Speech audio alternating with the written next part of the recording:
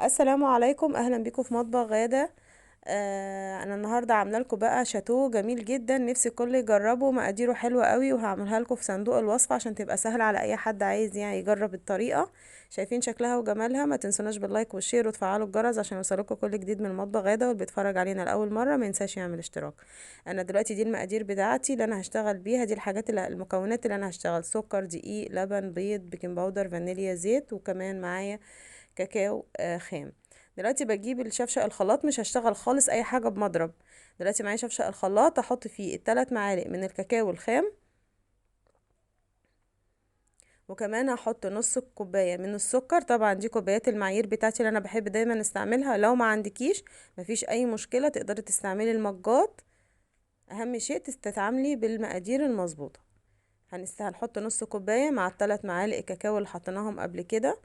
انا عشان بحب الحاجه دارك شويه فانا مزوده 3 معالق. لو انت عايزاها افتح ممكن تخفي شويه، ممكن تحطيهم معلقتين بس.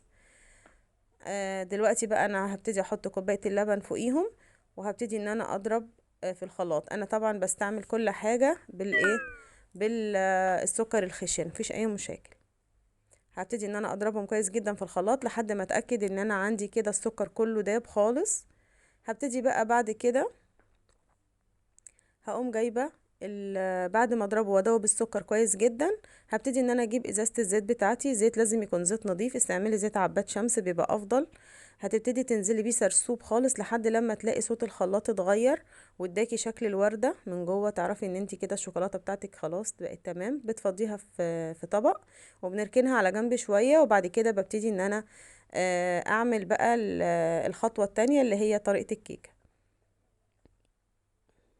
برضو بجيب كوباية من اللبن، بقوم حطاهم، وبحط كمان كوباية كاملة من السكر،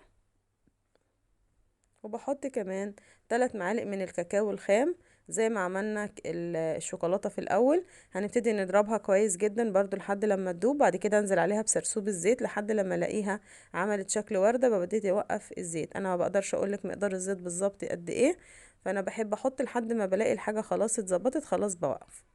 ممكن ياخد نص كوباية. وبعد كده باخد الكمية بتاعتي واحط عليها البيضتين وحبة الفانيليا، وابتدي ان انا اضربهم كويس جدا كله بالمضرب السلك العادي. بتطلع في منتهى الجمال وما بتبقاش فيها اي مجهود.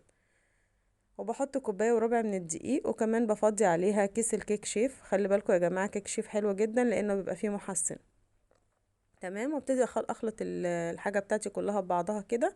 في الوقت ده انا بكون مشغله الفرن سخن مثلا حوالي ربع ساعه.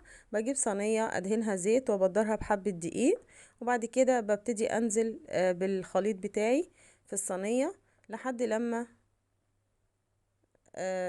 الصينيه بتاعتي تتظبط كده اهو.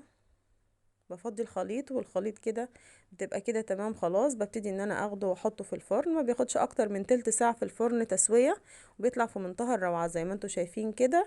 وببتدي ان انا اطلع الكيكايه بتاعتي من الصينية، احطها في طبق واسع شوية، وابتدي اجيب الطبق اللي انا عملته الاولاني بتاع كيك اللي هي صوص الشوكولاته، وابتدي انزل عليها بالشكل ده وتوزعيها.